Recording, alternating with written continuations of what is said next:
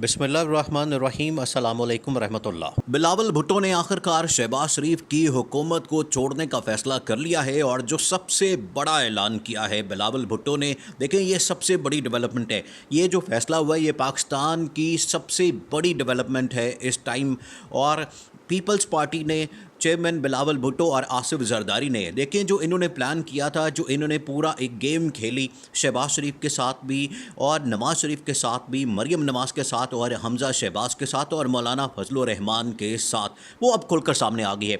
इसमें अब तमाम कार्ड्स, तमाम पत्ते आसिफ जरदारी और बिलावल भुट्टो ने दिखाना शुरू कर दिए हैं। और सबसे पहला जो कार्ड, पहला पत्ता जो शो किया है वो है हुकूमत को छोड़ने का। अब हुकूमत को छोड़ने का खैर बात कहने का वक्त आ गया है और बिलावल भुट्टो ने इस बात का बाकायदा तौर पर फैसला करके ऐलान करना है। अब ये बात बाकी है क्योंकि अब शहबाज शरीफ की जो हुकूमत है वो हुकूमत नाम की चीज़ कोई नहीं है। ये अहम तरीन वीडियो जारी है, लेकिन इससे पहले वीडियो को लाइक करें, दोस्तों के साथ शेयर करें और चैनल को सब्सक्राइब कर लें। सारा का सारा इस टाइम मुल्क कहीं और से चल रहा है, इस्टेब्लिशमेंट से चल रहा है और बाकी सारे मामलात इस टाइम जो आपको नज़र आते हैं उसमें हुकूमत नाम की चीज़ कोई नहीं नज़र आती। आप देखें जो इंटरनल फ्रंट है और जो इंटरनेशनल फ्रंट है, दोनों के ऊपर पाकिस्तान को चलाने वाला, दोनों के ऊपर पाकिस्तान को रिप्रेजेंट करने वाला या पाकिस्तान के फ्रंट पे आके लीड करने वाला कोई और है। इमरान खान इस टाइम ऐसी पोजीशन में आ चुके हैं कि उनके बगैर अब कुछ भी नहीं हो रहा। सारे मामलात अब जाके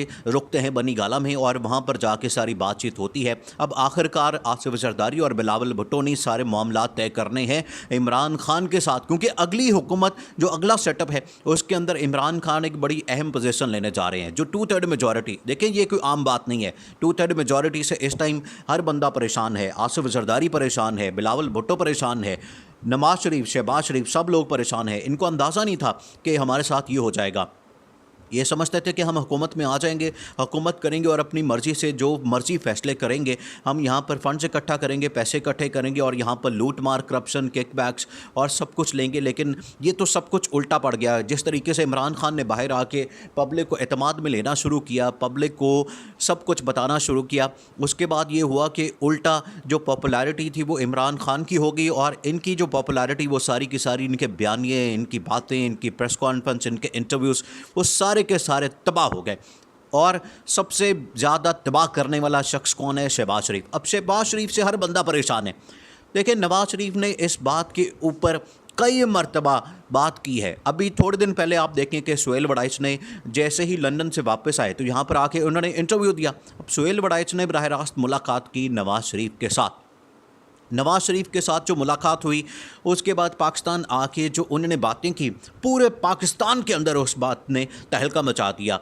उसने कहा कि शहबाज शरीफ से इस टाइम हुकूमत नहीं चल रही, नवाज़ शरीफ इसके ऊपर बड़ा परेशान है और नवाज़ शरीफ को इस बात का अंदाज़ा है, नवाज़ शरीफ को इस बात का पता है। और नवाज़ शरीफ ये बात आज से नहीं पहले दिन से जानता है कि ये नवाज़ शरीफ नहीं बनाना चाहता था इस बंदे को वज़ीर आज़म, लेकिन शहबाज शरीफ ने ज़बरदस्ती इस्टेब्लिशमेंट के साथ डील करके अपना नाम आगे किया और आसिफ जरदारी के थ्रू मुझे कन्विंस किया कि शहबाज शरीफ को वज़ीर आज़म बनाया जाए। नवाज शरीफ ने कहा मैं तो इस बंदे को वज़ीर आज़म बनाना ही नहीं चाहता था, ये सिर्फ वज़ीर आला लेवल का आदमी है और वहाँ पर भी इसको चलाना पड़ता है और मैं ख़ुद इसको चलाता हूँ, ये ख़ुद से कोई काम नहीं कर सकता। इसी वजह से नवाज शरीफ ने कहा मैं पहले दिन से इस बंदे से बड़ा तंग हूँ और मुझे मसला है इस बंदे से, क्योंकि इसकी परफॉर्मेंस, इसकी कारकर्दगी वो 0/0 है। कोई इस बंदे की कारकर्दगी को नहीं जानता जितना ज़्यादा मैं जानता हूँ। मैं इस बंदे को जितना जानता हूँ कोई आदमी नहीं जानता। अब ये सारी बातें, और अभी 3-3.5 महीने की परफॉर्मेंस देख लें इसने क्या किया। ये अब सारी बातें ऑन रिकॉर्ड आ चुकी हैं। नवाज शरीफ ने कहा इसने पार्टी का बेड़ा गर्क कर दिया, मुल्क का बेड़ा गर्क कर दिया। मिफ्ता इस्माइल को इसने अपने साथ बिठाया हुआ है जिसने मुल्क का तबाह और बेड़ा गर्क कर दिया है। इसको मैंने मना किया, मेरी बात सुनो, मेरी सारी पॉलिसी लेके चलो, इसहाक डार की पॉलिसी लेके चलो, लेकिन इस बंदे ने एक नहीं मानी, जिसकी वजह से ये सारा नुकसान हमें उठाना पड़ा है। तो नवाज शरीफ भी परेशान है शहबाज शरीफ से। उसके बाद अब आसिफ जरदारी भी खुल के सामने आ गया। आसिफ जरदारी और बिलावल भुट्टो दोनों खुल के सामने आ गए। उन्होंने कहा कि अब हमने हुकूमत की ईंट से ईंट बजा देने। ईंट से ईंट बजाने का आपको पता है ये बड़े शौकीन हैं इस बात के और ये स्टेटमेंट और बयानात इस तरह के देते रहते हैं। ईंट से ईंट बजाने का अब इन्होंने ऐलान कर दिया है, फैसला कर लिया है और ये हर हाल में शहबाज शरीफ हुकूमत को अब छोड़ने वाले हैं। ये आखिरी हरबा है, ये आखिरी कार्ड है, ये जो कार्ड अब इन्होंने दिखाना है, क्योंकि एक एक करके देखिए आसिफ जरदारी ने एक एक करके क्या चाल चली। सबसे पहले तो इमरान खान को माइनस किया। इमरान खान को माइनस करने का नुकसान आसिफ जरदारी को सबसे ज़्यादा हुआ कि वो इमरान खान इतना पॉपुलर हो गया कि अब इस टाइम लीडिंग पोजीशन के अंदर है और इस टाइम कोई किसी की बात नहीं मान रहा सिवाय इमरान खान के। सारी बातें आके ख़त्म होती इमरान खान के ऊपर। ये आसिफ जरदारी यहाँ पर मिस कैलकुलेशन कर गया। लेकिन शहबाज शरीफ के बारे में जो उसने प्लान किया था कि इसको ट्रैप करके इसको बनाना है वज़ीर आज़म और इसकी पार्टी को करना है तबाह, और जो नून लीग है वहाँ से निकालनी है शीन लीग निकाली, मरियम नवाज़ को फ़ारिग किया, नवाज़ शरीफ को फ़ारिग किया, हमज़ा शहबाज को फ़ारिग किया और पूरी की पूरी नून लीग उड़ा के रखती। अब शहबाज शरीफ अपनी एक डील बनाने के चक्कर में है। जो आसिफ जरदारी ने गेम खेली वो सबसे ज़बरदस्त चाल चली। नवाज़ शरीफ को फ़ारिग किया, हमज़ा शहबाज को, मरियम नवाज़ को, और ये जो शरीफ ख़ानदान है देखिए इनकी बड़ी पुरानी टसल है, इनके बड़े पुराने मसाइल हैं। ये 90s के, जब आप 1990 की दहाई देखें उसके अंदर ये एक दूसरे के ख़िलाफ़ क्या करते थे, एक दूसरे को गालियाँ, एक दूसरे को ये इतना बुरा कहते थे जो कि यहाँ पर गालियाँ बताई भी नहीं जा सकती। इस तरह के इनके हालात थे, ये इनकी हरकतें थी जो एक दूसरे के ऊपर केसेस, एक दूसरे के ऊपर मनी लॉन्ड्रिंग के, करप्शन के, और आखिरकार इन्होंने 2005 और 6 के अंदर जो चार्टर ऑफ डेमोक्रेसी किया था जिसके मुताबिक दोनों ने कहा था कि हम एक दूसरे की ना तो टांगें खींचेंगे, ना हम एक दूसरे के ख़िलाफ़ बात करेंगे और फ्रेंडली ऑपोजिशन बना के रहेंगे, और पंजाब और सिंध को बांट लेते हैं और वफाक के अंदर भी 5-5 साल बांटते हैं और हुकूमतें बनाते हैं और हुकूमतें करते हैं और लूट मार करते हैं। वही उन्होंने किया। लेकिन अब ये दोबारा उसी डगर पर चले गए जो 90s का, क्योंकि आसिफ जरदारी इनसे बदला लेना चाहता है। उस वक्त भी जब ये आसिफ जरदारी की हुकूमत थी, नवाज़ शरीफ इनके ख़िलाफ़ चलते रहे चालें, और उसके बाद आसिफ जरदारी ने चली। अब आसिफ जरदारी नवाज़ शरीफ से, नून लीग से, शहबाज शरीफ से एक एक करके हर चीज़ का वो बदला ले रहे हैं। देखें एतजाज़ अहसन, कई बार आप एतजाज़ अहसन की बातें गौर से सुनें, आपको पता चल जाए कि नून लीग की औकात क्या, पीपल्स पार्टी के नज़दीक।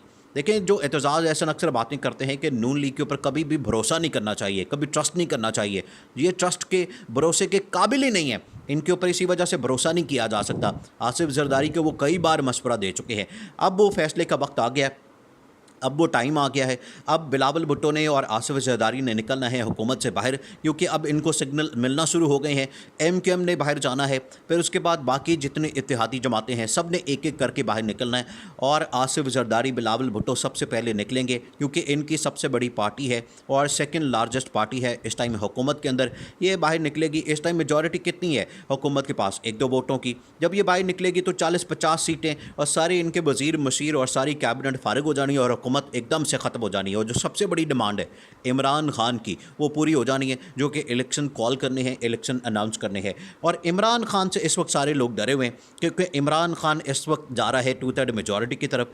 2/3 मेजॉरिटी इमरान खान ने निकाल लेनी है। उसके बाद इमरान खान ने आके अपनी मर्ज़ी का निज़ाम लाना है, और मर्ज़ी का निज़ाम ला के रिफॉर्म्स करके इन सब का एहतसाब करना है, इन सब की अकाउंटेबिलिटी करनी है, और एक एक करके सबको जेल में डाल के इनसे जो करप्शन के पैसे हैं, लूट मार के पैसे हैं, कमीशन और किक बैक्स के पैसे हैं, वो सब के सब वापस लेने हैं।